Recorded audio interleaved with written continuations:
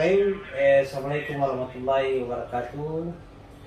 Pertama-tama minta maaf ya, minggu lalu saya tidak sempat hadir berkenan dengan mata kuliah Sistem Hukum di Indonesia. Alhamdulillah hari ini saya usahakan memang sempatkan ini sebagai pertemuan tahap awal untuk kita bisa bahkan materi mata kuliah Sistem Hukum Indonesia. Bisa ditampilkan dulu semua wajahnya, bisa ditampilkan, iya. Bisa ya, oke. Jadi pertama ini pertemuan pertama ya. Kalau untuk pertemuan pertama ada berapa tahapan atau ada berapa kesepakatan yang kita harus buat dulu. Pertama, kesepakatan berkenan dengan sistem perkuliahan kita. Yang kedua, berkenan dengan kontrak perkuliahan. Yang ketiga, berkenan dengan metode apa yang kita gunakan dalam proses perkuliahan selama 12 kali pertemuan, 14 kali ya pertemuan, 2 kali mid dan final. Yang mau sepakati, yang pertama yang perlu kita sepakati di sini adalah model perkuliahan. Model perkuliahan mungkin ke depan insya Allah, sebenarnya saya sih berkeinginan untuk kita bisa bertetap langsung, ketemu langsung berkenan dengan mata kuliah Sistem Hukum Indonesia. Tetapi karena kondisi hari ini tidak terlalu memungkinkan. Walaupun kebijakan negara pada saat ini sudah memberikan ruang untuk pertemuan secara langsung, tetapi menurut saya mungkin agak belum terlalu kondusif. Sehingga untuk metode yang kita gunakan, saya tetap sepakat kita menggunakan metode Zoom saja, metode Zoom ya, metode Zoom. Itu. Yang kedua, ada 4 kriteria berkenan dengan proses penilaian dalam mata kuliah Sistem Hukum Indonesia. Atau kalau di mata kuliah di hukum itu pengantar ilmu hukum. Pertama, kehadiran itu 65%. Jadi saya berharap teman-teman yang gabung kelas ini kehadiran itu 60%. Kehadiran saya berharap memang persentase paling terbesar dalam mata kuliah sistem hukum ini itu 60% ya, 60%. Yang kedua adalah tugas. Jadi tugas itu terbagi dua, ada tugas individu dan ada tugas kelompok. Tugas individu ini di mana setiap mahasiswa yang akan diberikan setiap pertemuan. Jadi mungkin pertemuan sebentar akan ada tugas buat teman-teman berkenan dengan sistem hukum Indonesia. Yang kedua, tugas individu. Tugas individu ini kemungkinan besar saya akan kasih di antara menjelang mid dan menjelang final. Masing-masing persentase dari 60 tadi kehadiran 60%, tugas itu saya kasih 30%. 20% ya, 20%.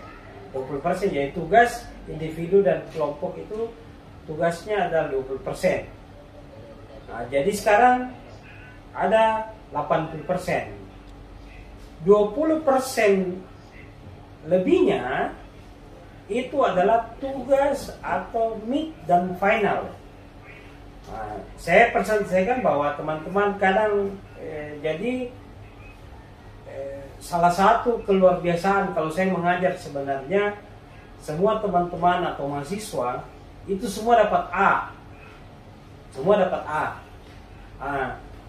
Kenapa pertanyaan muncul? Kenapa kalau muncul tiba-tiba di akhir semester ini ada yang dapat B, ada dapat C, ada dapat E, ada yang tidak lulus?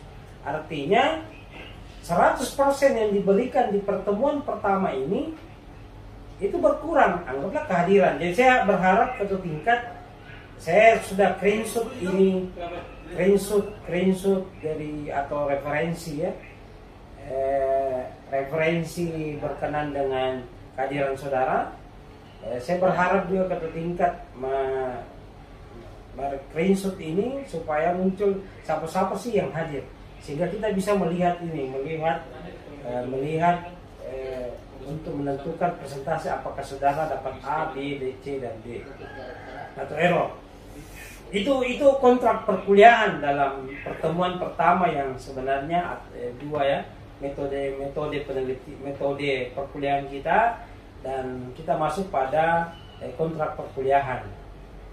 Oke, sampai sini mungkin ada yang mau disampaikan, silakan. Kalau ada yang tidak sepakat atau ada yang mau mencoba menawarkan solusi atau alternatif atau wacana berkenaan kontrak perkuliahan kita sebelum saya masuk pada materi.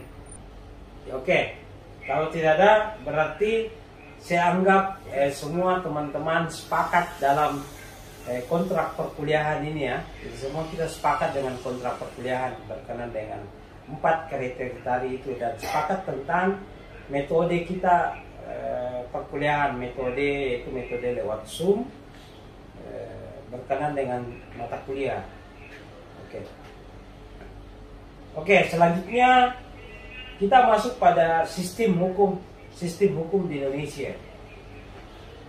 Kalau kita bicara atau coba menerawang atau diskusi mencari referensi tentang bagaimana sih sistem hukum di Indonesia ini, menjadi sebuah pertanyaan besar di dalam benak saudara berkenaan dengan sistem hukum Indonesia. Apalagi kalau kita melihat secara umum saja, atau kita melihat di media, melihat di media elektronik maupun cetak, pasti berpikir bahwa sistem hukum yang ada di Indonesia ini amburadul, atau sistem hukum Indonesia ini sesuatu hal yang tidak teratur. Sehingga berangkat dari semua kegelisahan itu, kita mencoba melacak atau mencoba menelusuri bagaimana sih sebenarnya sistem hukum di Indonesia.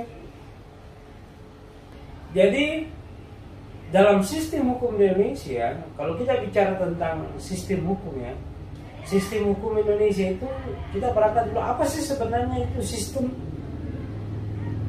Jadi berapa referensi, berapa literatur secara teknis bahwa sebenarnya sistem itu adalah sebuah komponen atau sebuah regulasi atau sebuah bangunan yang dimana antara satu dengan yang lain itu punya keterkaitan.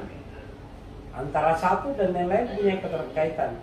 Sederhananya kalau kita melihat apa sih sebenarnya, contoh kalau kita bicara tentang sistem apa yang dimaksud dengan rumah itu terdiri dari pokoknya pondasi, tembok, pintu, jendela, atap dan lain. Itu bagian ya. Jadi sistem itu bagian-bagian, satu komponen atau satu struktur yang membentuk itu sistem yang secara umum. Banyaklah definisi tentang apa sih sebenarnya sistem. Nah, sekarang apa sih sebenarnya hukum itu sendiri? Karena banyak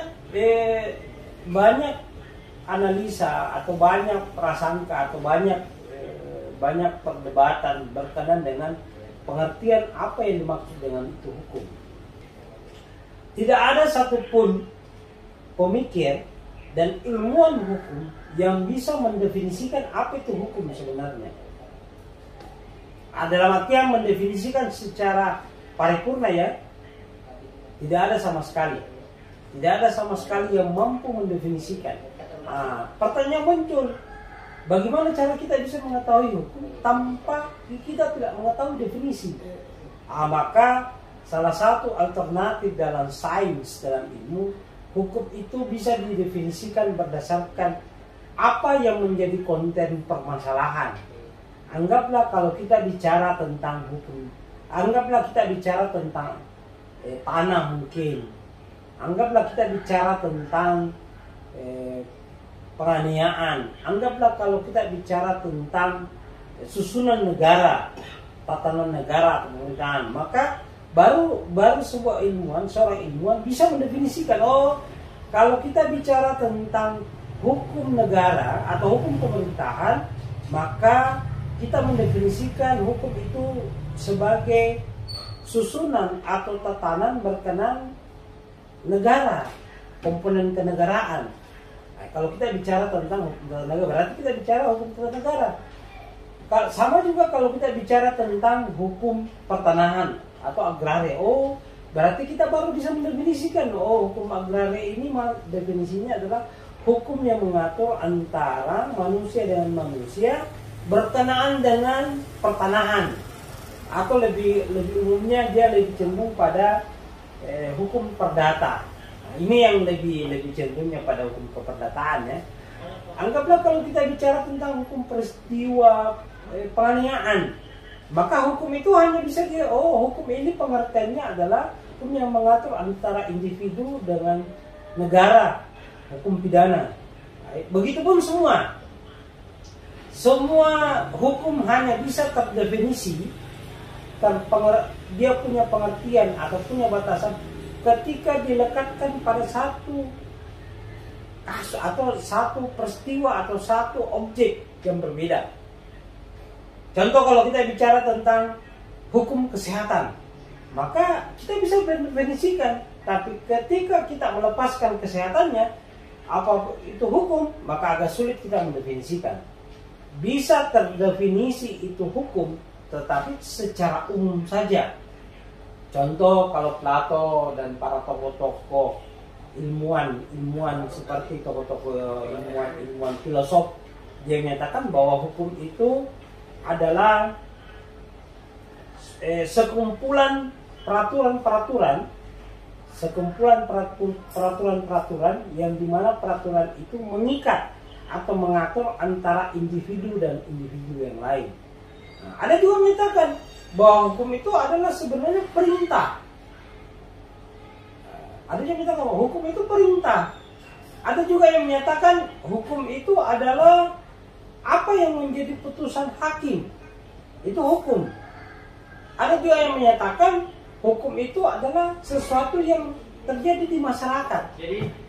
Nah, ini banyak definisi tentang apa sebenarnya hukum, sehingga para ilmuwan menyatakan atau para pakar menyatakan tidak ada satupun yang mampu mendefinisikan apa yang dimaksud dengan hukum itu sendiri.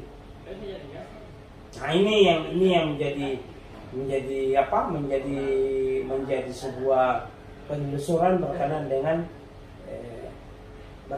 mata kuliah sistem. Jadi kalau kita gabungkan antara apa itu sistem hukum, maka sistem hukum itu adalah sistem, satu komponen, satu bagian atau satu struktur yang dimana menyusun hukum itu sendiri di Indonesia, kan sistem hukum di Indonesia. Jadi pengantar dalam mata kuliah sistem hukum Indonesia, berarti kita bicara tentang sistem atau komponen atau bagian-bagian yang di dalam hukum di Indonesia. Jadi kita tidak belajar tentang hukum di Amerika ya, tidak belajar tentang hukum di Belanda, kita tidak belajar tentang hukum di Korea, kita tidak belajar hukum di Amerika, tapi kita belajar tentang sistem hukum yang ada di Indonesia. Ini sebagai pengantar buat saya, buat teman-teman, supaya menjadi sebuah referensi bagi saya. Saya berharap bahwa sebenarnya referensi yang saya maksud sini ini adalah sebagai penambah ya, karena terus terang proses perkuliahan itu tidak cukup sebenarnya lewat media Zoom dan pertemuan. Butuh sebuah referensi juga, sehingga referensi ini bisa menjadi penambah ilmu dan bisa memparipurnakan pengetahuan Bapak dan teman-teman sekalian.